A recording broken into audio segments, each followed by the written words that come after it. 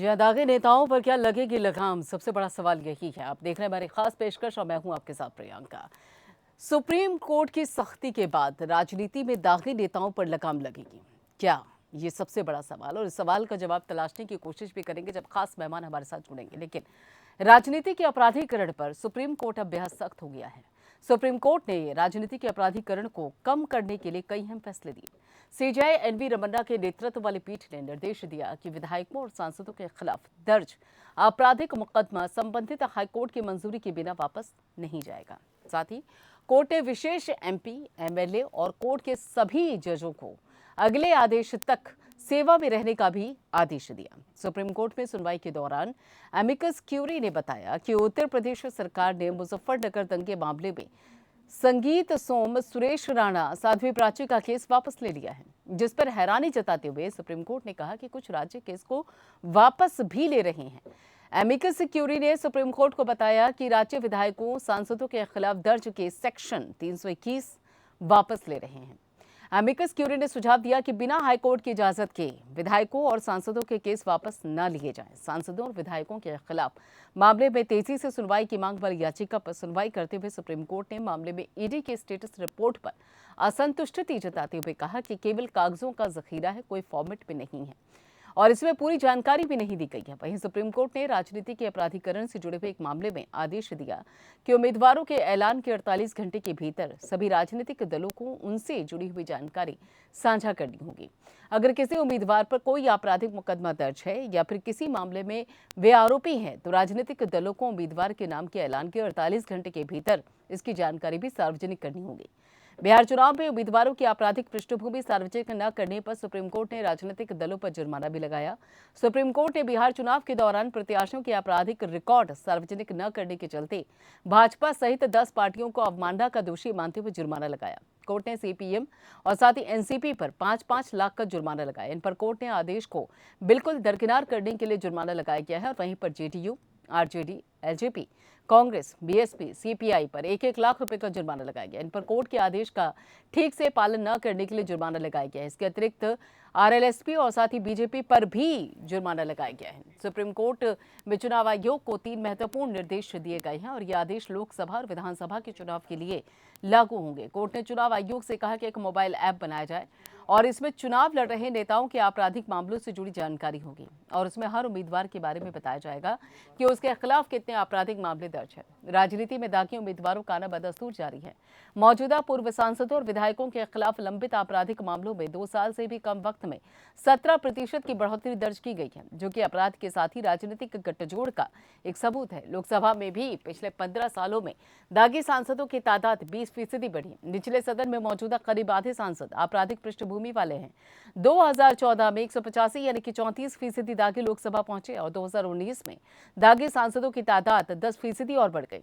2019 का जिक्र किया जाए तो 2019 में 43% सांसदों पर मामले चल रहे हैं और 29% यानी कि 159 पर गंभीर आपराधिक मामले दर्ज हैं। अब ऐसे में सवाल यह है कि क्या सुप्रीम कोर्ट के आदेश से दागी नेताओं पर लगाम लगेगी? क्या राजनीतिक दल राज्य आदेश को गंभीरता से लेंगे? क्या राजनीति के अपराधीकरण का ग्राफ घटेगा? चुनाव आयोग और कैसे प्रभावी भूमिका निभा सकता है?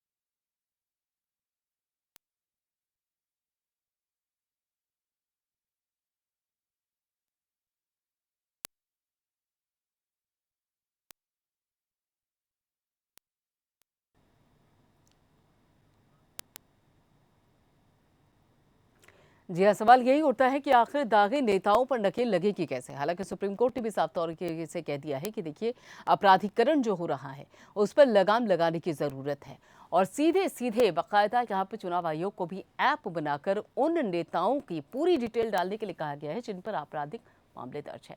बात करने के लिए हमारे खास मेहमान हमारे साथ जुड़े हुए हैं। आपको बता दें कि डॉक्टर विजय खेरा हैं, जो कि बीजेपी के प्रवक्ता हैं, वो हमारे साथ हैं, और अजय अरोड़ा जी हैं, जो कांग्रेस के लीडर हैं, वो भी हमारे साथ हैं। डॉक्टर प्रदीप शर्मा, जो कि सीनियर लॉयर हैं सुप्रीम कोर्ट में, वो भी, और साथ ही स्नेहा कलिता भी थोड़ी देर में हमारे साथ जुड़ जाएंगे, जो कि आपको बता दें कि सुप्रीम कोर्ट में लॉयर हैं।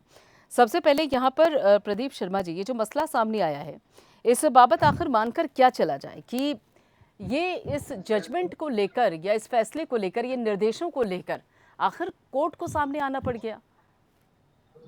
कैसे देखा जाए इस तस्वीर को? प्रियंका जी, मामला ये बहुत सीरियस है। हम्म। इनफैक्ट कोर्ट्स की, मैं आपको ये बताना चाहूंगा थोड़ी सी इसकी भूमिका, ताकि सारा मसला समझने में हमें आसानी हो जाएगी। 2011 में एक writ petition civil Supreme Court में फाइल हुई, जिसका टाइटल था ब्रजेश सिंह वर्सेस सुनील अरोड़ा। उस रिट पिटीशन में उसने जो प्रार्थी था, इस पिटिशनर था, उसने यही बताया था कि जो क्रिमिनलाइजेशन ऑफ पॉलिटिक्स हो रहा है, लोग बाग बेसिकली क्या करते हैं, कोई भी पार्टी हो वो उसके अंदर आपराधिक जिसका बैकग्राउंड होता है, ऐसे कैंडिडेट्स को टिकट्स दे देते हैं, वो अपनी मसल पावर को यूज कर और इलेक्शन को जीत जाते हैं। ये 2011 में डली। उसके बाद एक कंटेम्प्ट पिटीशन डली 2018 में, जिसका नंबर था कंटेम्प्ट पिटीशन 2192। उसके अंदर सुप्रीम कोर्ट ने गाइडलाइंस दी, जैसा कि आपको पता ही है, और उसमें सुप्रीम कोर्ट ने डायरेक्शंस दी कि चार तरह के फॉर्म्स होते हैं जब कोई भी कैंडिडेट नॉमिनेशन फाइल करता है, प्रियंका जी, इसके अंदर वो C1 होता है, C2 होता है, C7 और C8। ये जो चार फॉर्म्स है, ये बहुत इंपॉर्टेंट होते हैं। तो इनको भरा जाता है क्योंकि इन फॉर्म्स के अंदर उसकी कुछ डिटेल्स होती हैं कैंडिडेट्स की, और अगर बाई चांस कैंडिडेट अगर पूरी इंफॉर्मेशन ना दे तो उसके ऊपर पेनलाइजेशन एक्शन हो सकता है उसके ऊपर। तो इसलिए मैं ये कह रहा हूं कि ये चार कॉलम्स जो है बड़े इंपॉर्टेंट, C1, C2, C7 और C8। अब जब हुआ कैसे कि जब बिहार के इलेक्शन हुए, पर्टिकुलरली इस पर्टिकुलर केस में ऐसा पाया गया कि कोर्ट ने के सुप्रीम कोर्ट की डायरेक्शन के बावजूद, जब सुप्रीम कोर्ट की स्पेसिफिक डायरेक्शंस थी कि कोई भी जब पार्टी में कैंडिडेट जिसकी खास तौर पे क्रिमिनल बैकग्राउंड हो, उनको, अदरवाइज तो ये जनरल नोटिस भी था कि सभी कैंडिडेट्स के बारे में आप डिटेल्स डालेंगे, लेकिन पर्टिकुलरली उन कैंडिडेट्स के जिनके खिलाफ हीनियस क्राइम्स है, आपको यकीन नहीं होगा, attempt to murder, intimidation, robbery, इस तरह के सीरियस एलिगेशंस होने के बावजूद कैंडिडेट्स मैदान में उतरते थे और जीतते थे। बिल्कुल। तो कोर्ट के सुप्रीम कोर्ट की डायरेक्शन थी उस पिटीशन के अंदर कि दो कंडीशंस थी, या तो 48 आवर्स, 48, जब भी सिलेक्शन हुआ कि कोई भी पार्टी जब किसी कैंडिडेट को सिलेक्ट करती है तो विद इन 48 आवर्स उनका नाम 2 न्यूज़पेपर्स में और उनकी ऑफिशियल वेबसाइट के अंदर वो पब्लिश करेंगे। अगर किसी कारण से वहां पे आप चूक गए, आपने वो नहीं किया, तो आपको कम से कम नॉमिनेशन फाइल करने से 2 हफ्ते पहले इन ऐसे कैंडिडेट्स का आपको जो ब्यौरा देना है वो अपनी वेबसाइट पे और 2 न्यूज़पेपर में, ताकि लोगों को इसके बारे में पता लग सके कि किस तरह के कैंडिडेट्स को कौन सी पार्टी मैदान में उतार रही है। ठीक है, बिल्कुल। इसका होने के बावजूद, प्रियंका जी, इसका होने के बावजूद भी सुप्रीम कोर्ट की अवमानना हुई ऑर्डर की, और फाइनली कंटेम्प्ट हुआ, और कंटेम्प्ट में फिर ये जो अब एक्शन हुआ है, जिसमें 8 पॉलिटिकल पार्टीज को अभी जिसके ऊपर फाइन हुआ है, और उनमें से 2 पॉलिटिकल पार्टीज को, जिसमें एनसीपी और सीपीआईएम को, इन पे 5-5 लाख रुपए का जुर्माना लगा है, और बाकी बड़ी पार्टियां जो बाकी हैं 6, उनके ऊपर 1-1 लाख रुपया फाइन लगा है फॉर नॉन कंप्लायंस। बिल्कुल। स्नेहा कलिता जी, क्या आपको मेरी आवाज मिल रही है? जी ठीक है, स्नेहा कलिता जी भी हमारे साथ नहीं जुड़ी हैं। लेकिन एक बात देखिए, यहाँ पर विजय खेरा जी, बड़ी विकट स्थिति बड़ी हुई है, बड़ी विडंबना है। अभी चुनाव आयोग को लेकर हमने जो देखा था कि किस तरीके से पश्चिम बंगाल में विधानसभा चुनाव जब हुए थे, तो उस दौरान लगातार चुनाव आयोग पर सवाल उठ रहे थे कि क्या चुनाव आयोग को परिस्थितियां नजर नहीं आ रही है। अब यहाँ तो सुप्रीम कोर्ट ने भी कह दिया है, और सिर्फ कहा ही नहीं है बल्कि जुर्माना भी लगा दिया है। तो अब आपराधिक छवि वाले नेताओं पर लगाम लगेगी या नहीं लगेगी? जुर्माना लगाना विजय खेरा जी। आवाज मिल रही है आपको मेरी विजय जी? ठीक है, उनकी आवाज़ नहीं मिल पा रही है हमें। और यहाँ पे कांग्रेस के भी प्रतिनिधि हमारे साथ बैठे हुए हैं, कांग्रेस के नेता भी हमारे साथ बैठे हुए हैं, अजय अरोड़ा जी। अजय अरोड़ा जी, अगर यहाँ पर पॉलिटिकल पार्टीज़ को अब ये देखिए कि जो सुप्रीम कोर्ट की निर्देश हैं, लाइन्स पर ज़रा गौर दीजिए कि जो लोग जिन पर आपराधिक मामले दर्ज हैं, उन लोगों को कानून बनाने की इजाज़त कैसे दी जा सकती है? इस लाइन पर ज़रा गंभीरता से विचार करने की ज़रूरत है या नहीं है? चलिए, यहाँ पर आपको बता दें कि कुछ टेक्निकल प्रॉब्लम है, लेकिन फिर से संपर्क करेंगे उन सभी मेहमानों के साथ और साथ ही उन सवालों के जवाब भी तलाशने की कोशिश करेंगे। फिलहाल वक्त एक छोटे से ब्रेक का, आप देखते रहिए। यहाँ सवाल ये है कि दागी नेताओं पर लगाम कैसे लगेगी, खासतौर पर तब जब सुप्रीम कोर्ट की तरफ से भी कह दिया गया है कि देखिए यहाँ लगाम लगानी ज़रूरी है, नहीं तो जो लोकतंत्र की अपनी परिभाषा है वो बदल कर रह जाएगी। हमारे खास मेहमान लगातार हमारे साथ जुड़े हुए हैं। आपको बता दें कि यहाँ पर स्नेहा कलिता जी भी हमारे साथ जुड़ चुके हैं, जो कि सुप्रीम कोर्ट में लॉयर भी हैं और उसके साथ साथ इस पूरे मामले को लेकर एमिकस क्यूरी भी हैं। स्नेहा जी, ये इस मामले में आपने बाकायदा अपनी राय दी है, सुप्रीम कोर्ट में अपनी बात कही है, एक बार पूरा डिटेल में बताएंगी कि आखिर किस तरीके से क्या कुछ निर्देश सामने आए हैं और क्या कुछ सुझाव आपने दिए हैं?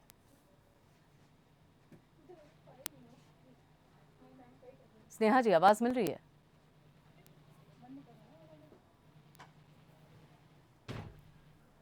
चलिए, स्नेहा तक मेरी शायद आवाज नहीं पहुंच पा रही है। यहाँ पर विजय खेरा जी, मेरा सवाल यही था कि जिस तरीके से चुनाव आयोग को लेकर भी विधानसभा चुनाव में, पश्चिम बंगाल विधानसभा चुनाव में सवाल उठे थे और उसके बाद अब खुद यहाँ पर कोर्ट ने भी कह दिया है कि देखिए अब एक ऐप बनाइए और उन सभी नेताओं को लेकर डिटेल दीजिए जिनके ऊपर आपराधिक मामले हैं। विजय जी, आवाज मिल रही है आपको मेरी?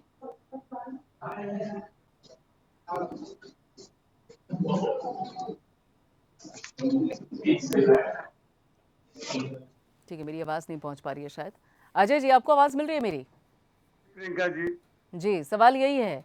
ज़रा देखिए कि सुप्रीम कोर्ट ने जो कहा है ये कि जो लोगों पर, जिन लोगों पर आपराधिक मामले दर्ज हैं या जिन पर आपराधिक मामले चल रहे हैं, उनको कानून बनाने की इजाज़त कैसे दी जा सकती है? गंभीरता समझिए ज़रा इन शब्दों की।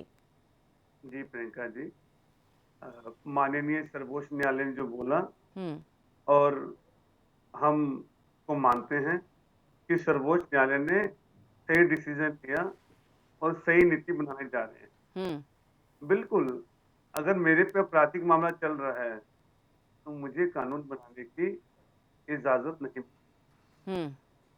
प्रियंका जी, जिस प्रकार से बिहार चुनाव में हुआ, इसी चुनाव को देखते हुए माननीय सर्वोच्च न्यायालय ने संज्ञान लिया और कई दलों पर जुर्माने लगे और जो माननीय सर्वोच्च न्यायालय ने कहा पारदर्शिता, अभी प्रदीप शर्मा जी ने भी बताया, इन्होंने सारी पिटीशन के बारे में बताया प्रदीप जी ने, और मैं इनकी बात से इत्तेफाक करता हूँ।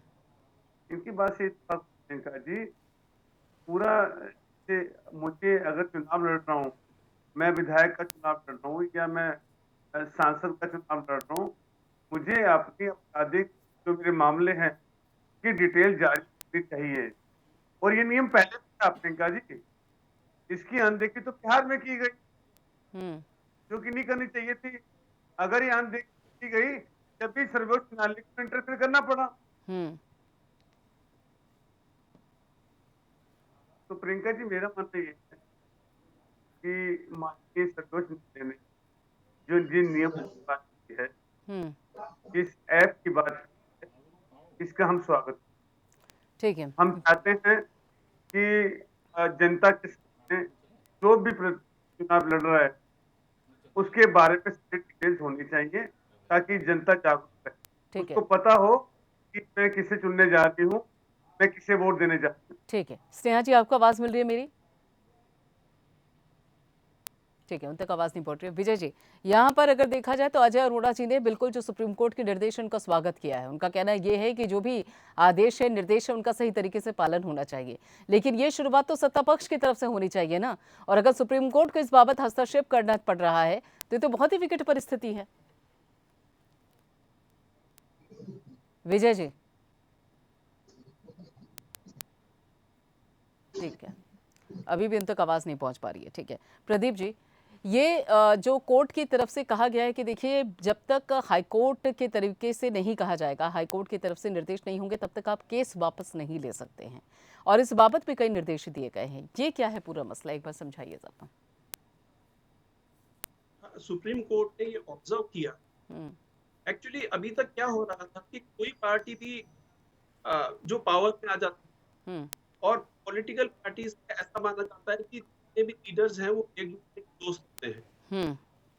कुछ उनके अपने अर्थ भी होते हैं कि जैसे सपोज कीजिए कि एक पर्टिकुलर कैंडिडेट है क्रिमिनल चार्जेस और वो उस पार्टी में स्विच ओवर करना चाहता है, तो वो हम्म। कंडीशन रख देते हैं कि आप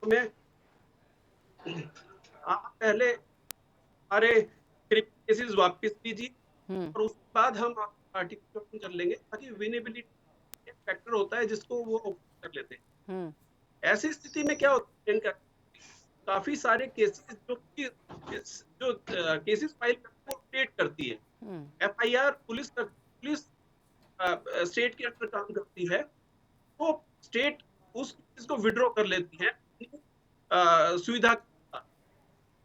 तो ऐसे में सुप्रीम कोर्ट ने गाइडलाइंस दे दी, इतने हीनियस क्राइम जैसे अटेम्प्ट टू मर्डर है, एक्सटॉर्शन है, या और जो ऐसे सीरियस नॉन कॉग्निटिव ऑफेंसेस हैं, उन केसेस में जब तक हाई कोर्ट नहीं जाएंगे, क्योंकि हाई कोर्ट की क्वेश्चन करने के लिए उनको 482 में मूव करना पड़ेगा, जो हाई कोर्ट के पास इनहेरेंट पावर्स हैं। और ठीक वो है। इनहेरेंट पावर हाई कोर्ट तभी यूज करता है जब कोर्ट उसको एनालाइज कर लेगा कि कितना इसमें सच है। कई बार पॉलिटिकल पार्टी किसी आदमी को वैसे ही फंसा सकते हैं एक दूसरे की रंजिश को लगाने के लिए। इसलिए कोर्ट ने आदेश दिए हैं कि सिर्फ हाई कोर्ट की आप अगर पेशिंग करना है तो हाई कोर्ट करेगा अपनी स्पेशल पावर को यूज करके। ठीक है। इसमें प्रियंका जी एक बात मैं कहना चाहूंगा, मेरा सुझाव भी है ये, हाँ। और कि जब भी इस तरह का कोई मैटर आए उसमें इलेक्शन कमीशन हम पार्टी बना लेना चाहिए, क्योंकि जो इलेक्शन ठीक है। वो गवर्न होती है ब्यूरोक्रेट से, या किसी ऑफिसर जो है उनको आप इंडिविजुअली हेल्ड कर सकते हैं।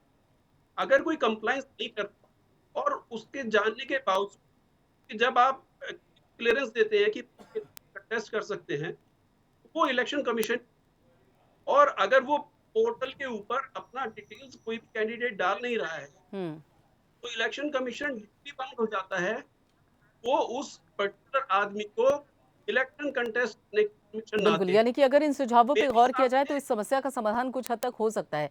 विजय जी, अगर कोर्ट को हस्तक्षेप करना पड़ रहा है कि देखिए जो आपराधिक छवि वाले जो आपके नेता हैं उन पर नकेल कसी है, तो आपको नहीं लगता कि कहीं न कहीं सत्ता पक्ष की तरफ से कोई चूक हुई है, कोई लापरवाही हुई है? और सबसे बड़ी बात कि उन नेताओं के नामों को सार्वजनिक करने में समस्या क्या है? कोताही क्यों बरती जा रही है? विजय जी।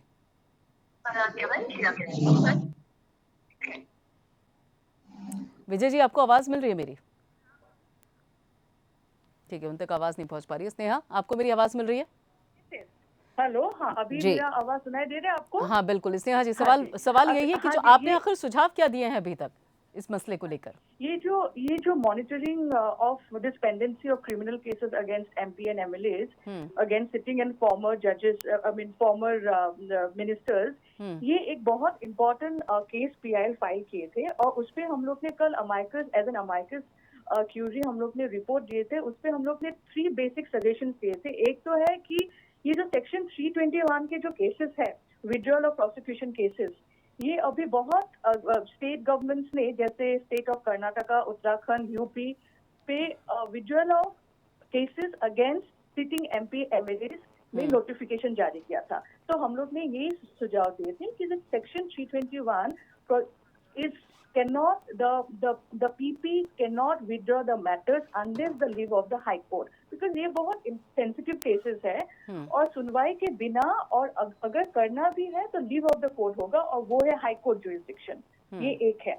एंड सेकंड जो हम लोग ने जो बोला है कि जो जुडिशियल ऑफिसर्स ये जो केसेस कर रहे हैं, ये जो ट्रायल केसेस कर रहे हैं, तो उनको ट्रांसफर ना दिया जाए, क्योंकि ट्रांसफर करने से क्या होता है, फिर एक जुडिशियल ऑफिसर्स आएंगे, फिर हियरिंग में डिले हो जाते हैं बिकॉज विटनेसेस एग्जामिनेशन होते हैं। तो let the judicial officers who are conducting this matters be remain for minimum for 2 years अगर कुछ होता है तो we the court has given a liberty to make an application.